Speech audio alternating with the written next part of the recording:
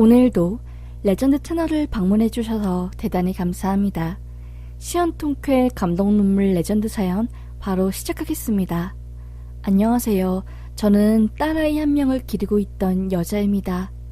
저에게는 정말 너무나 애틋한 남편이 있었어요. 남편과 저는 공장에서 일을 하다가 만나게 되었고 서로의 첫사랑이었던 저희는 급속도로 사랑에 빠져 결혼까지 꼴이 나고 딸 아이를 출산하게 되었고요. 남편은 공장 일을 계속하고 저는 공장 일을 그만두고 육아를 하기 시작했습니다. 둘 다 거의 고아에 가까운 가정 형편이었기에 누구에게 손을 빌리기도 애매했지요. 저는 실제로 고아원 출신이고 애 아빠는 부모님을 일찍 여의고 형님과 같이 살다가 형님이 미국으로 이민가 실제로 한국에 친지는 없는 상황이었습니다. 이러한 형편으로 인해 저희는 번번한 결혼식도 없이 바로 부부 생활을 했지만 정말 저희 부부 참 착실하게 살았어요. 핫바리 인생 못 배우고 공장 다니면서 산다고 누군가는 손가락질을 할지어도 없는 형편에 항상 쪼개서 힘든 아이를 보육원에 10,000원, 20,000원씩 기부하고 주말이면 항상 남편과 봉사를 하러 갔지요. 그렇게 나름 저희만의 양심과 기준을 세우며 떳떳하게 컸고 딸도 정말 이쁘게 자랐습니다. 딸은 못난 저희 부부의 좋은 점만 신기하게 쏙 빼닮았어요. 남편이 큰 눈과 저희 높은 코 그리고 혈색 있는 피부는 정말 제가 봐도 참 기분 좋아지는 딸의 얼굴이었습니다. 주변에서는 탤런트 시켜라, 아역배우 시켜라 하고 막 부추기고 주변 연예 기획사에서도 연락 오고 했지만 저는 딱 잘라 거절했지요. 괜히 가난한 부부가 용모 괜찮은 딸 내세워 앵벌이 한다는 소리 들을까봐요.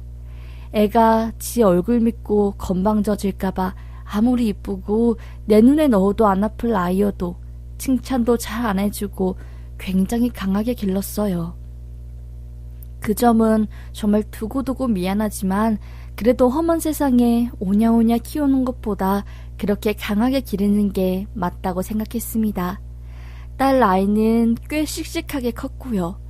딸이 초등학교에 들어갈 때 제가 보육원에서 정말 친언니처럼 따랐던 언니의 결혼 소식이 들려왔어요. 언니는 보육원에서 공부도 열심히 해 좋은 대학에 가서 완전히 팔자도 고쳤고요. 일문과에 들어가서 일본어를 아주 열심히 공부해 학교에서 유학도 보내줬나 봐요. 무슨 일본어 최고 자격증까지 땄다고 하더라고요. 정말 내 친언니처럼 기쁘고 너무너무 기분이 좋았지요. 그래도 가까운 사람이 보육원 출신이 그렇게 성공한 걸 보니까 제가 다 떳떳해지는 기분이더라고요. 뭐랄까 기를 터준 느낌? 하여튼 그런 언니가 일본에서 만난 교포와 함께 결혼한다고 한국에 들어와서 살 거라고 하더라고요. 저는 남편과 함께 결혼식에 가서 언니도 보고 형부라고 해야 하나요? 하여튼 언니의 남편, 즉 형부도 남편에게 소개시켜주고 그렇게 저희 부부들은 종종 부부 동반 모임도 하고 행복하게 잘 살았어요. 그런데 문제가 하나 생겼지요. 언니의 부부가 무척이나 아이를 원했는데 자연 임신이 안 된다는 겁니다. 언니가 낯빛이 완전히 흑색이 되어서 왔더라고요.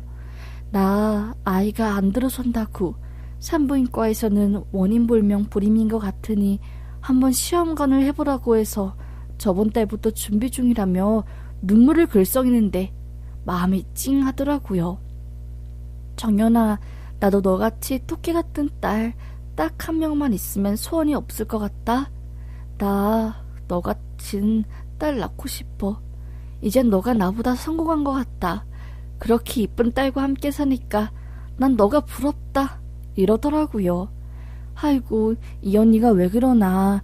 그냥 임신이 안 될 뿐인데 뭔 이렇게 자존감이 낮아졌나 싶어서 걱정이 많이 되더라고요. 그것도 잠시 언니는 다시 밝아진 듯 했습니다.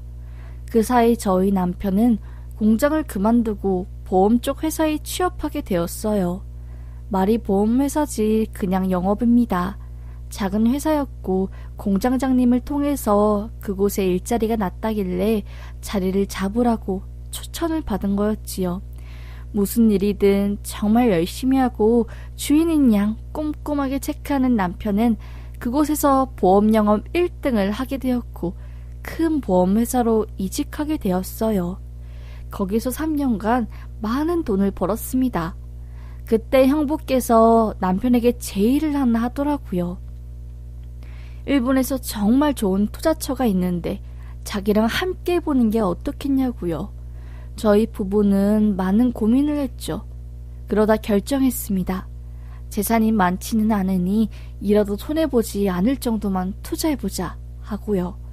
그때 당시 형부는 투자를 안 하고 제 남편만 투자를 하게 되었는데 그게 완전히 대박이 난 겁니다. 일본 정부가 제 남편이 투자한 이후에 그 산업을 밀어주겠다고 공식 선언을 하였고 관세랑 세금 자체도 줄여주고 수익이 엄청 난 거였지요.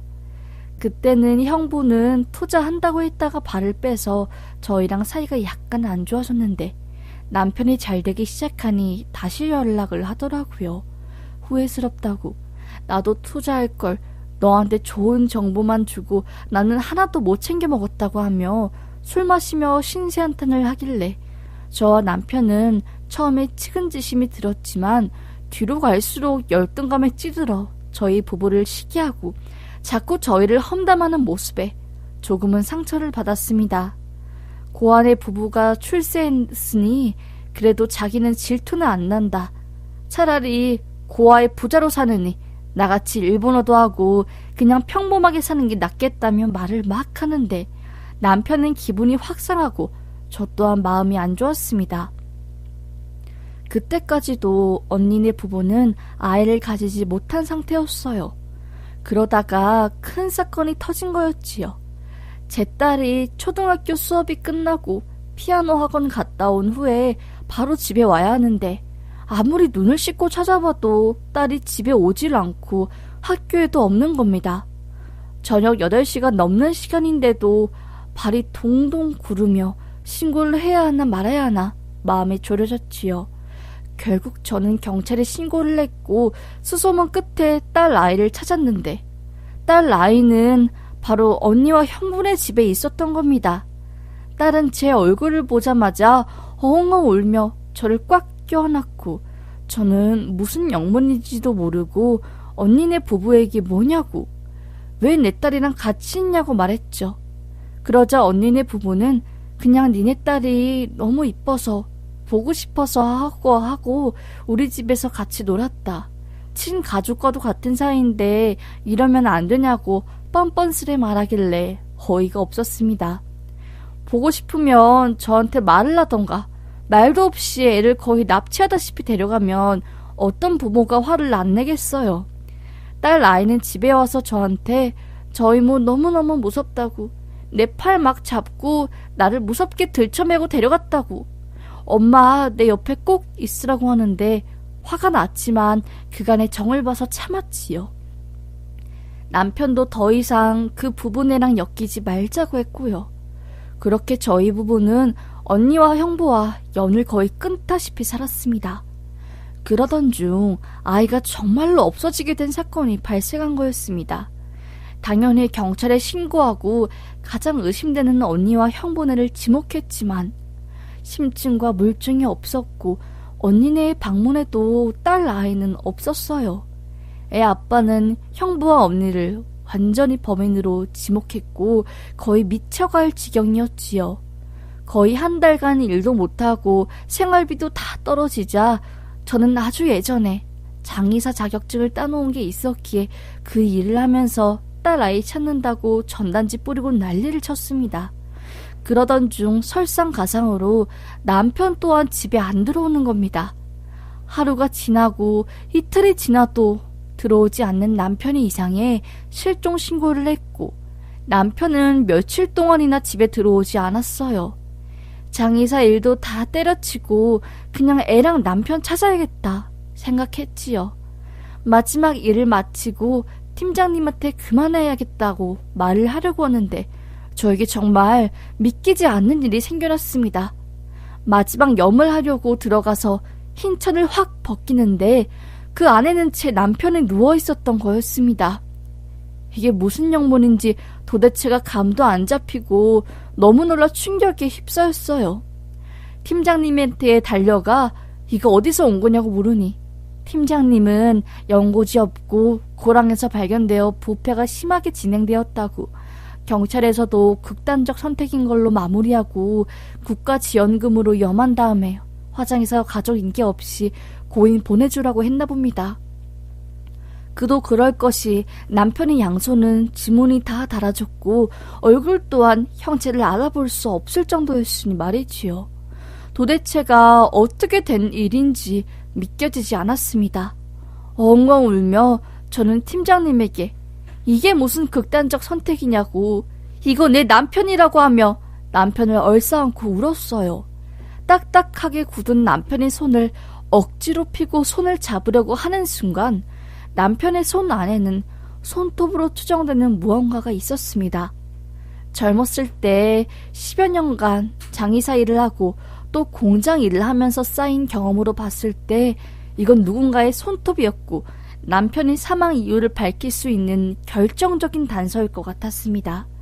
저는 팀장님이 도움으로 남편 몸 곳곳에 있는 상처와 흔적들, 그리고 마지막으로 누군가의 손톱까지 전부 사진으로 찍고 팀장님과 함께 경찰서로 갔습니다. 그리고는 소리 질렀죠. 여기 대빵 나오라고. 어떤 놈이 타살당한 내 남편을 제대로 지문 검사도 안 하고 국가수로도 안 보내고 바로 대충 자살로 수사 마무리했냐고 소리 지르니 누군가가 나와서 무슨 일이냐고 하대요. 저는 말했죠. 당신들 장의사인 나 아니었으면 무고한 사람 억울하게 자살로 꾸밀 뻔했다고. 당장 이거 수사한 담당자 나오라고. 안 나오면 검찰로 바로 가서 고소장 쓸 거고 재수사 요청하고 TV랑 인터넷에 싹 다 부실 수사 올릴 거라고 하니 경장으로 보이는 사람이 나오는 겁니다. 저는 그분에게 말했죠. 나 10년 넘게 장의사 일했고 나랑 같이 일하는 팀장님은 30년이 넘는 경력인데 이건 절대 자살이 아니다. 그러니까 재수사해라 라고 하니 경장은 말하더라고요. 일사불재의 원칙으로 한번 결정이 난 사건은 번복될 수 없다고 하니 저는 손톱을 내밀었습니다. 고인 손에서 발견된 거라고. 이거 DNA 검사도 안 하냐고 박박 소리 지르고 경찰은 화들짝 놀라 이게 고인 손에서 나온 거냐고 하며 당황하더라고요. 그제서야 지들도 심각성을 깨달았는지 막 지들끼리 모여서 이야기를 하더니 일단 진정하라고 다시 수사 진행할 거라고 하대요. 그렇게 손톱을 기반으로 재수사를 한 결과 충격적인 사실을 알게 되었습니다. 그 손톱의 주인공은 형부였어요. 검사의 압수영장으로 경찰들은 형부네 집에 들어가 체포하고 집안 곳곳을 뒤지기 시작했습니다. 그리고 집 지하실에서 제 아이의 울음소리가 터져나왔고 실종되어 영영 못 찾을 것만 같았던 제 아이를 언니와 형부의 집 지하실에서 찾은 거였습니다. 한 달이 넘는 시간 동안 쫄쫄 굶었는지 애는 삐쩍 말랐고 부들부들 무서워 떨더라고요. 처음엔 엄마도 못 알아보고 소리치더니 이내 제 얼굴을 본 순간 화락 안겼습니다. 그리고 수사 결과 정말 믿지 못할 충격적인 이야기를 듣게 되었어요. 같은 고아원 출신인 언니는 제가 아이도 낳고 남편이 투자 성공으로 고아원 출신답지 않게 잘 사는 것을 보니 질투가 났나 봅니다. 그 열등감이 온몸을 지배해 저를 죽이고 싶다는 마음과 불행하게 만들고 싶다는 마음이 올라왔나 봐요.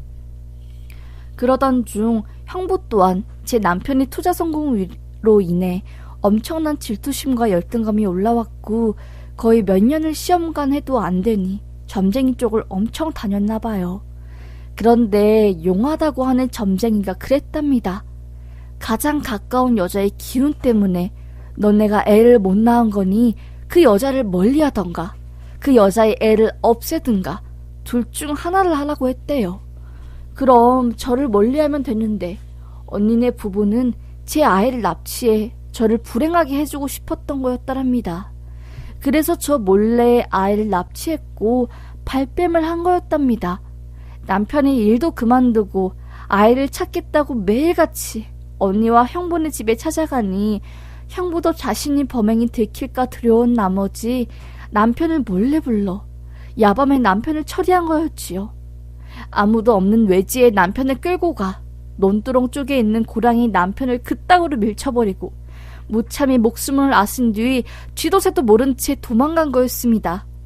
경찰 놈들은 일이 커질 것 같으니 그저 딸을 잃어버린 아빠의 비관적 생각으로 인한 극단적 선택으로 사건을 마무리 지은 거였지요.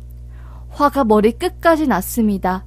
이게 뭐냐고 소리치고 울고불고 기절할 정도로 난리가 났지요. 사랑하는 내 남자를 이렇게 허무하게 보내다니 믿고 싶지 않았습니다. 남편은 형부의 무참한 손길질을 방어하다가 죽음을 직감했는지 마지막 증거를 남기기 위해 끝까지 발악하다 형부의 손톱 일부를 주먹에 꼭 쥐고 그렇게 간 거였어요. 경찰도 무시했던 남편의 마지막 증거를 장의사인 제가 찾아서 사건을 원점으로 돌이킨 정말 희대의 사건이었습니다. 이 일로 인해 경장과 사건 관련 담당자들은 승진이 취소되었고 그 관련서로 감사가 들어와 한바탕 난리가 났지요. 그리고 지역신문에 날 정도로 엄청난 일이었습니다. 아마 제 딸까지 돌아오지 못했다면 대대적으로 뉴스에 나고 그랬을 거예요. 결국 고아원에서 정말 친언니처럼 지냈던 언니와 형부네 부부는 구속되어 살인죄로 지금 2심 중에 있습니다. 게다가 사건을 저지른 후 일본으로 제 딸을 데리고 밀항 비슷하게 도망을 가려고 가짜 여권도 막 만들고 난리를 쳤더라고요. 그것까지 포함해서 증거인멸까지 지금은 1심에서 13년이 나왔지만 못된 년놈들 항소해서 다시 재판 중이네요. 저는 이 긴 사건이 언제 끝날지 모르겠습니다. 이 사건으로 인해 인생이 송두리째 맡기게 되었고 보고 싶어도 손에 닿지 않는 남편을 매일 밤 그리워하며 눈물 흘릴 수밖에 없었어요. 소식을 듣고 예전에 잠깐 알게 된 수녀님께 저희 집에 들어와 제가 일할 때 잠깐 아이를 맡아주고 계속해서 저희 모녀를 돌봐주고 계시네요. 수녀님에게 한서린 이야기를 끊임없이 쏟아내며 겨우겨우 하루를 버티고 있습니다. 그래도 종교도 없이 지나가다 몇 번 본 사이인 수녀님이 정말 저희 마음을 헤아려 주시고 저희 모녀를 지켜주셔서 아직까지 잘 버티고 있어요. 장의사 팀장님도 사연이 너무 마음이 아프다고 전국에 알려서 아주 큰 벌을 받게 하자고 하며 100만 원 가지고 신문면에 나게 하자고 했는데 제가 그냥 말렸죠. 아픔을 자꾸 꺼내는 게 싫어서요. 그래도 팀장님 형편 어려운 저를 위해 계속 신경 써주시고 국가에서 지정해주시는 아이 심리치료 선생님도 정말 잘 치료해주셔서 아직은 살만합니다. 저도 사니까 힘드신 분들 우리같이 힘내서 살아봐요. 분명히 나쁜 놈들은 벌받고 죄 안 지은 놈들은 떳떳하게 그리고 행복하게 살 날이 올 거라고 믿고 오늘도 살아봅니다. 사연 들어주셔서 감사합니다. 그래도 이렇게 털어놓으니 속이 시원하네요.